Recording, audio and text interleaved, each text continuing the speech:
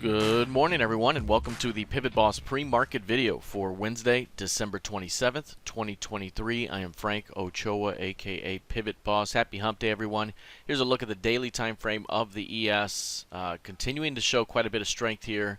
Nice uptrending market that has been intact for quite a while. Very, very intense trend, and with that intensity here, the expectation is for price to finish the year on highs.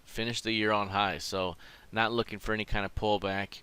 As a matter of fact, any morning weakness could be an opportunity for bulls to defend and continue to stretch this thing quietly higher. We have this range that has been in effect here. That range is still in effect, so sideways with an upward bias. At some point we may pull back, but that could still provide some strength here. Overall, this week, from an economic calendar standpoint, very, very light. For Wednesday here today, 5-year note auction at 12 noon Central. API weekly crude oil stock later this afternoon. Thursday, you have goods trades balance, initial jobless claims, and pending home sales. Crude oil inventories as well. And then Friday, Chicago PMI, and then you have rig counts and speculative net positions. So fairly light on the docket here heading into the new year. So likely going to trade with lower volume, lower volatility, sideways with an upward bias as this thing finishes the year near the highs or at the highs of the year. And then we'll look into next week for a potential early reaction in January that could provide some early opportunities. If we take a look here at the NQ, nice uptrending price action here in the previous session to get us to the previous week's high, sitting right now in a small box right above the previous week's high. The ES is in a small box below the previous week's high. The ES trading 9 points of total range and 20% of ADR. The NQ 17% of ADR, trading 33.5 points of range. So very, very quiet, sideways to up likely to play out here throughout the week, not just today. But the expectation here again, we are in a range that has been well defined, so we could stay within the range with an upward bias and finish the year on the highs. Overall, this market remains quite bullish here. At some point we may begin to see a bit of profit taking come into play, but that may not happen till next week. Looking at crude oil, crude down about 1% right now, trading 74.85. This market right here has been pushing quietly higher. We mentioned early this month that if we can find an early low for the month, that could provide us a bounce back point to weekly, or rather yearly VWAP and the 200-day moving average. That right there would be about 78. We could also see this thing spill over into about 80 on the high end. And so far we've seen that kind of play out. From the lower low failure here, we've seen price continue higher. We have this key range here from an intraday standpoint that points to 78, 23, 28, 24, somewhere in that zone.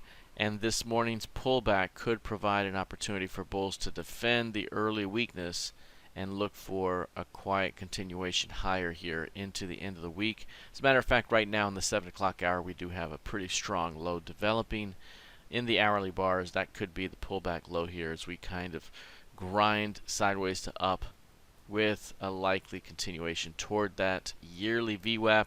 Just shy of 78s there, 77.73 right now. So that could be the upside target here by the end of the week. All right, taking a look here at gold futures. Gold up just shy of 0.5%, has been trending higher, broke out of this narrow 6-day range here and has been sitting right at 2080. 2080 is the level. That's the key edge of the larger 4-year range. Obviously, we pushed through that edge on these 2 days and put in a strong new high and then pulled back. Once we snap back here, though, it created a new key range, and now we could look to see development within this key range. We could trade back and forth within the middle of the key range. We could stretch to an edge and come back in, or drop to the low and return back up. But right now, that extreme, this extreme, those are the big two outer levels of the key range, and then we have the midpoint here that has recently been tested. So not the cleanest key range, but one nonetheless. And right now we're right at the middle, testing 2080. That's the key level to continue to watch overall. Lastly, looking at the YM. Let's bring the YM up. This one has been about as vertical as it gets from the first trading day here of November, the lows of October, all the way. This thing has been about as intense as it gets. Very modest pullbacks within range, holding market structure along the way. Very, very bullish, and right now inside of a range that spans up to about 38K. We could be sideways again with an upward bias. The YM is trading 20% of ADR right now, like the ES. Just 68 points of total range right now for the YM. So you definitely want to avoid the chop here overall. Any early morning weakness could be seen as a buying opportunity for a quiet continuation up. Even if we saw more weakness than expected, again, the bottom of the range provides an opportunity to push this thing up.